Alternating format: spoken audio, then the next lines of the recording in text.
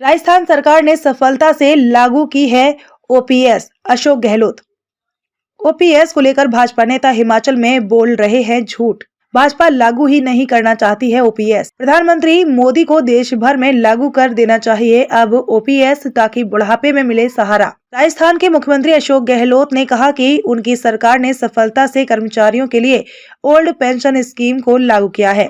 उन्होंने कहा कि राजस्थान सरकार के इस योजना को लागू करने के बाद 238 कर्मचारियों को सेवानिवृत्ति के बाद इसका लाभ मिलना भी शुरू हो गया है। उन्होंने कहा कि इस मामले का भाजपा हिमाचल के कर्मचारियों को गुमराह कर रही है कि राजस्थान में यह योजना लागू नहीं की गई है। वे मंगलवार को यहां प्रेस कॉन्फ्रेंस को संबोधित कर रहे थे। अशोक गहलोत ने कहा कि ओल्ड पेंशन स्कीम हिमाचल में बड़ा मुद्दा है। उन्होंने कहा कि यह मामला कर्मचारियों की सामाजिक सुरक्षा से जुड़ा है और उनके भविष्य का सवाल है। उन्होंने कहा कि मानवीय दृष्टिकोण से यह योजना लागू किया जाना जरूरी थी और राजस्थान में यह योजना बिना कर्मचारियों के लागू की गई है। उन्होंने प्रधानमंत्री मोदी से कहा कि वह पूरे देश में इस योजना को लागू करें ताकि बुढ़ापे में कर्मचारियों को सहारा मिल सके। गहलोत ने कहा कि ओपीएस के मामले में उन्होंने हिमाचल के मुख्यमंत्री जयराम ठाकुर से भी 2 बार बात की थी और उनसे इस योजना को लागू करने को कहा था, लेकिन लगता है कि उन्होंने अभी तक इस संबंध में कोई कदम नहीं उठाया। उन्होंने कहा कि भाजपा नहीं चाहती है कि इस योजना को लागू किया जाए, इसीलिए वह इस मामले पर चर्चा भी नहीं करना चाहती। उन्होंने कहा कि कर्मचारियों के दबाव के बाद हिमाचल समेत 3 राज्यों ने इस योजना को लेकर कमेटी बनाने की बात कही है,